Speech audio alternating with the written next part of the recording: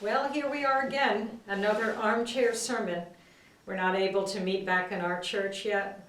Schools around us are closed. Stores are closed or have special shorter hours. Things are really different, aren't they? And it's really challenging to figure out what is normal, or we don't even know anymore what to do, how to go about our usual routines that we so easily did before. It's really difficult. And I know that many of us go to our phones to see the news, to watch the TV, to listen to the radio, and it just ramps us up because the more we do, the more anxious we get. And it can be really difficult to break ourselves away from that. And it raises our anxieties and our fears, our worries for ourselves, our loved ones, our community, the economy. What's happening? We can find ourselves going down that real negative rabbit hole, but if we just take a moment to stop and look around us at the wonderful things that are going on in spite of this crisis we're going through right now. For instance, the other day, and some of you are part of this, the Geezers, who always meet on Wednesdays for lunch up in Melby's, because the dining room is closed, ended up ordering to go and went up and supported Melby's by getting their lunch and bringing it back home to eat. What a generous and kind thing to do. And then earlier this week, I received a phone call, a gift to our church from a couple, a generous gift to use toward helping people in our community.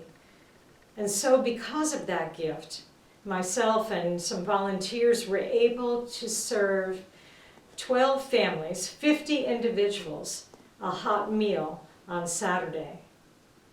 And from that, we have already received people that want to support it even more, and we know that there are greater needs out there that we are going to be able to fulfill. That kind of generosity, that kind of kindness, it shows up especially at times when we are in the midst of a crisis. And it reminds us what our faith is all about. It's faith in action, giving. It's when we come together every Sunday normally to sit in our church and talk about and to remember what we are called to do as people of faith, to make a difference in the world. And we are doing that now. And we have a great opportunity before us to do even more because there are so many needs that are surrounding us, especially in these days. I thought it was fascinating that when I looked to see what the lectionary readings were for this Sunday, one of them stood out to me as the 23rd Psalm, because it's fascinating that that one would come up now because it talks about comfort and assurance in the challenges of life. Many of us know that the 23rd Psalm is often at funerals and memorials because it offers that sort of reassurance that there's something greater to this life than what we see and know here and now. I'd like to share that with you, and I know that you probably, many of you know at least some of it by heart, and feel free to share it along with me. The Lord is my shepherd, I shall not want. He maketh me to lie down in green pastures. He leadeth me beside the still waters. He restoreth my soul. He leadeth me in paths of righteousness for his name's sake. Yea, though I walk through the valley of the shadow of death, I shall fear no evil, for thou art with me. Thy rod and thy staff, they comfort me.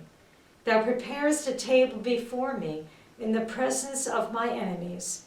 Thou anointest my head with oil, my cup overflows. Surely goodness and mercy shall follow me all the days of my life, and I would dwell in the house of the Lord forever. Beautiful words, beautiful images. I think about in the first church I served, New Hartford, Connecticut, to the left of the pulpit was this beautiful stained glass window.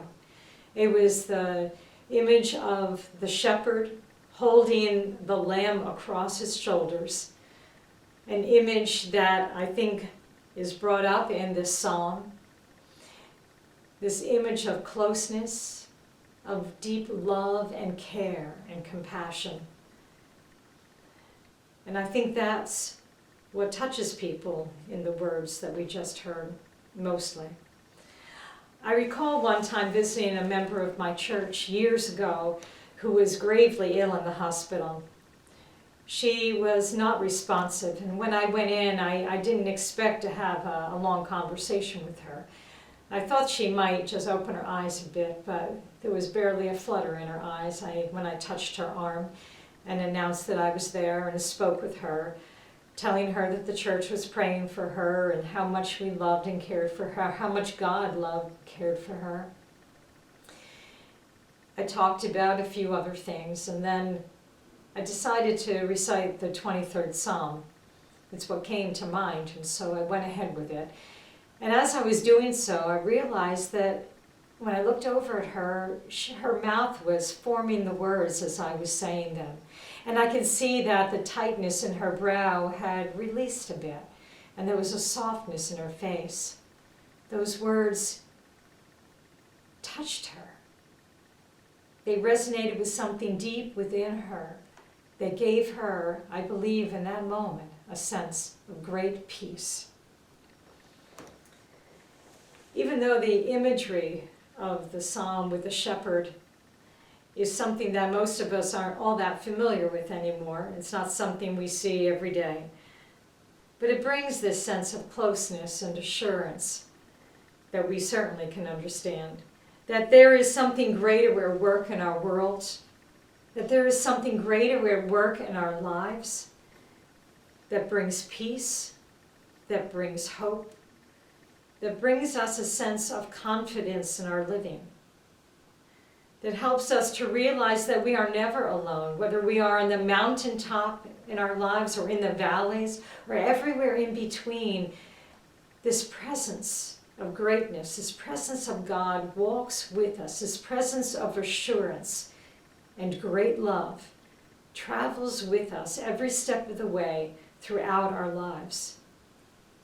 The words of the 23rd Psalm, I believe, are profoundly witnessed wherever and whenever we see people sharing kindness throughout our world toward us, toward one another.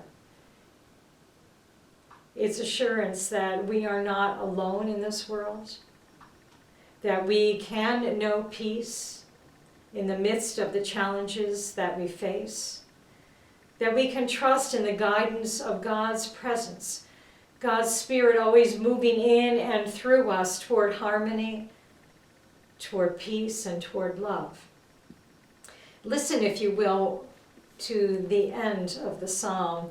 Near the end it says, Thou preparest a table before me in the presence of mine enemies. Imagine that for a moment. Around you is all of this turmoil. Fears, worries, distress, negativity that threatens to overcome us. And yet, right in the midst of that, in the midst of that really difficult place in our lives, there's a table set before us, a table of love that we are invited to feast at, a table that offers us a new way to see our world, that offers us hope, that offers us possibilities, that offers us promise and assurance, a banquet of amazing love that we are invited to partake in and also to share. Let me wrap this up with a cute story I heard the other day. I learned about a toilet paper story. How many toilet paper stories are we hearing these days? The shortage everywhere. Well, this is a cute story about a store owner who had several people come into the store to buy the last roll of toilet paper. I should say it was a package of toilet paper. And there was only one, and there were several people. But he decided that he would sell it to the elderly woman who was there. And so he sold it to her, she bought it, And before she left, however, she opened up the package and she took out each of the rolls and handed them to the others, all but one. And she turned and said, "I only need one." And she went on her way.